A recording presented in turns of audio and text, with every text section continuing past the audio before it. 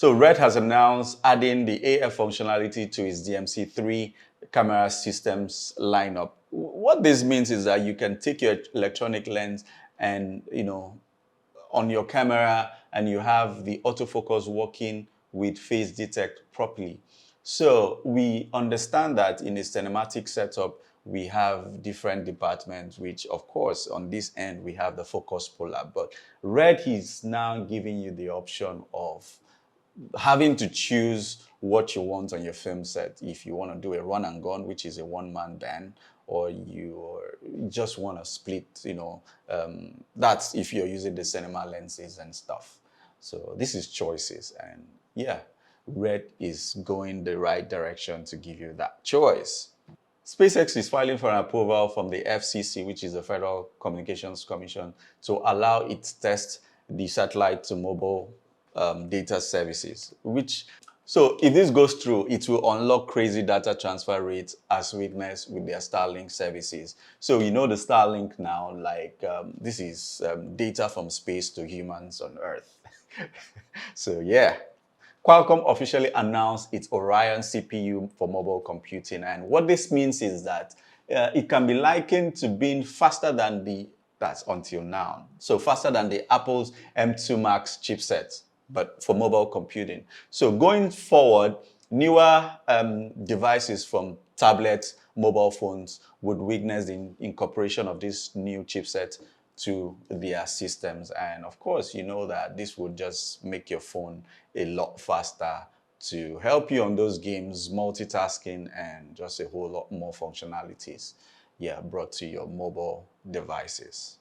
Barely a year ago, Sony announced the PS5 console, and as a tradition, it's always followed up with a slim version. So Sony has announced the PS5 Slim, but right now it's coming with a tweak, or with a twist, as it were.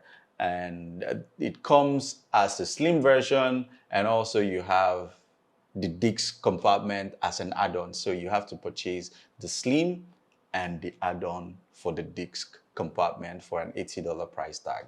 So I don't know what Sony is doing, but I don't know if it's just a way to discourage users from disc to hop onto the digital platform. So yeah, in my opinion, I think that's more like the route, or where it's tilting into. Yeah, so let's see how that goes successfully. Apple suddenly touted a Scary Fast event, which finally held, and it was an introduction of the M3 and also the debut for the iMac M3. What this means is that this computing chipset has never been, like, the amount of processing power has never been witnessed before. So we have the 3 iterations of the M3, M3 Pro, and M3 Max, and the introduction of the MacBook Pro 14 and also MacBook Pro 16 inches. And also it's worth noting that a fully spec MacBook Pro 16 inches would witness 16 cores, 128 gig of RAM, and also a whopping 8 terabytes of internal storage, sitting pretty on an Apple M3 Pro Max chassis, like chipset. Like, what exactly are you gonna do with all of this config? Like, okay, so just go think about what you're gonna do with your life with that. So yeah. When I heard that we were going to be shooting this Apple event on iPhone, it was kind of course. Apple suggested that they were going to shoot the keynote on the iPhone 15 Pro.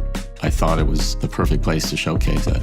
Also, to end the event, Apple made a statement which was more like a bragging right, that the event was held in a low-lighted environment, but was shot with the Apple iPhone 15 Pro Max and edited with the Mac. And also, it's impressive because the low-light event showcase Apple's confidence in their phone's new camera system. So, they're just taking this thing too far. I don't know. Yeah, let me know what you think about all these new updates, and which one appeals to you, or which one resonates with you, and what you hope to see in the coming days ahead.